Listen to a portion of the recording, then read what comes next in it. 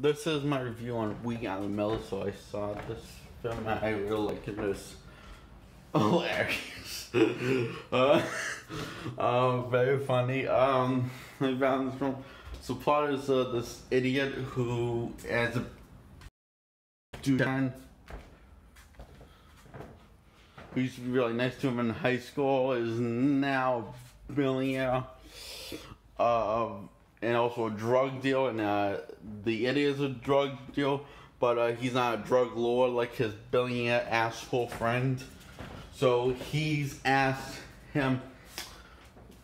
friends him by asking him, if you don't deliver this drug money, all this cocaine, this massive amount of cocaine, your life is going to die. So he gets a cheap stripper and to pose as his wife, and an idiot, completely pose as his young son, as his son, and a hobo to pose as his bratty daughter. And they eventually form a family bond over the 3-act structure of the film, even though they're doing something incredibly illegal. And they get caught and they confess to their real feeling, but they still stick by each other until the idiot abandons his fake family, who he formed a real family bond over the 3-act show film, that then comes back to save them, and he says that he loves all of them, and well, he's about to be killed. So, and this father family that's a real family bond over lets them go because they perform a serious connection to. And that's the appearance in the movie. So the fake film is called The Millers, and the Millers, the idiot decides to put his fake family and himself into a witness protection program. So they will be the Millers for a long time.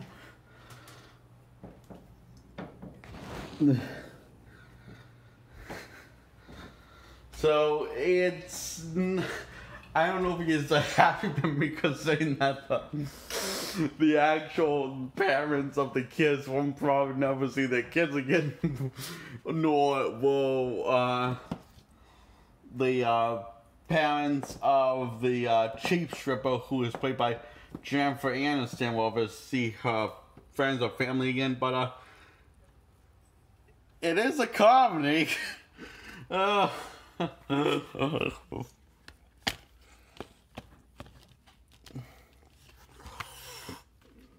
The ending's not the most smart out planned ending, but it's not a terrible ending. No siree. For what it's worth, I really enjoyed this film.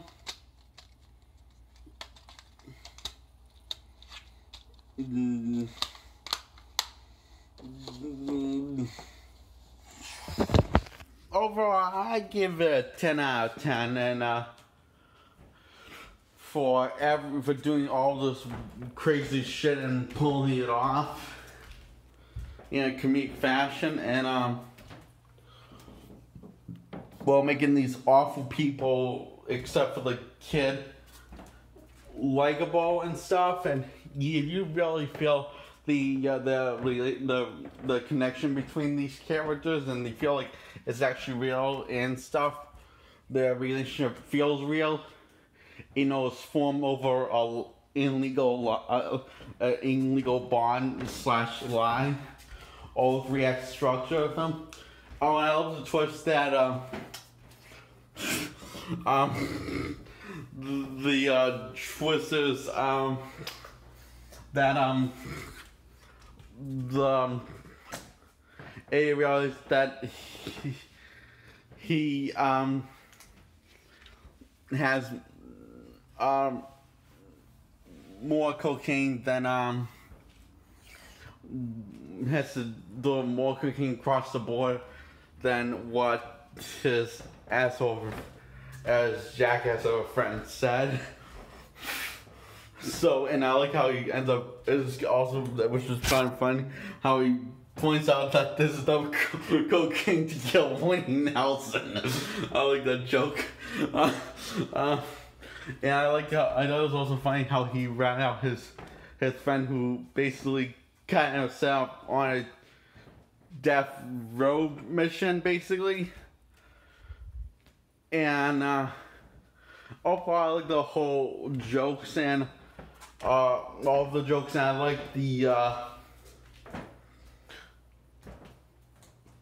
I also like Jennifer Lawrence stripping in this film.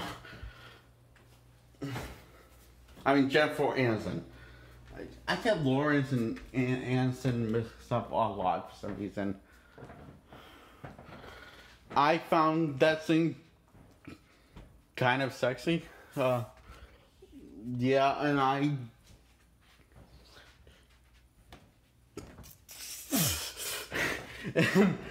I thought she was very funny in this. I think this is the best role I've seen her in her career. I mean, Jennifer Aniston hasn't really had the best track records of roles. Like, not for roles that really should be actually legally considered on Oscar worthy, but average worthy.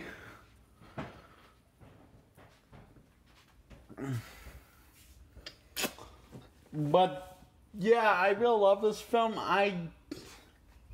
The fact I said this is best Jennifer Aniston role is saying quite a bit, because saying I've seen almost all except one movie she's been in when she's done a drama.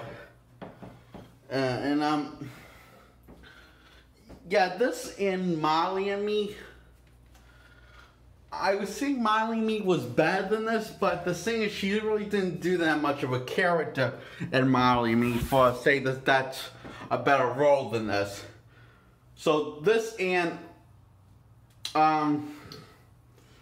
Marley and Me was my third favorite Jennifer Aniston role, because it would have been my first, but if you gave her stuff to do, but she's just a character interacting with a dog. It's could be more than that, and it's kind of sad that there's not really a sequel to this. But there was a sequel to Horrible Bosses, which not nearly as good a film as this was.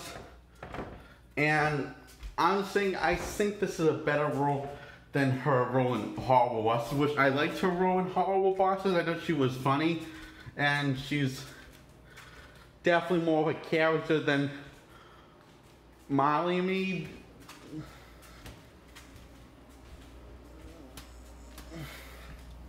But she feels like she has more depth in this movie.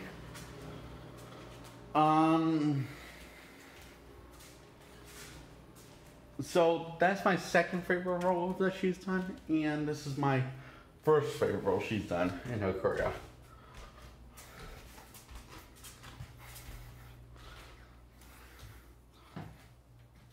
And I'm walking again. I gotta stop doing that. That's all. So I give this 10 out of 10. I recommend you watch the film. It sure has its problems here and there, but it's pretty easy to forgive the flaws.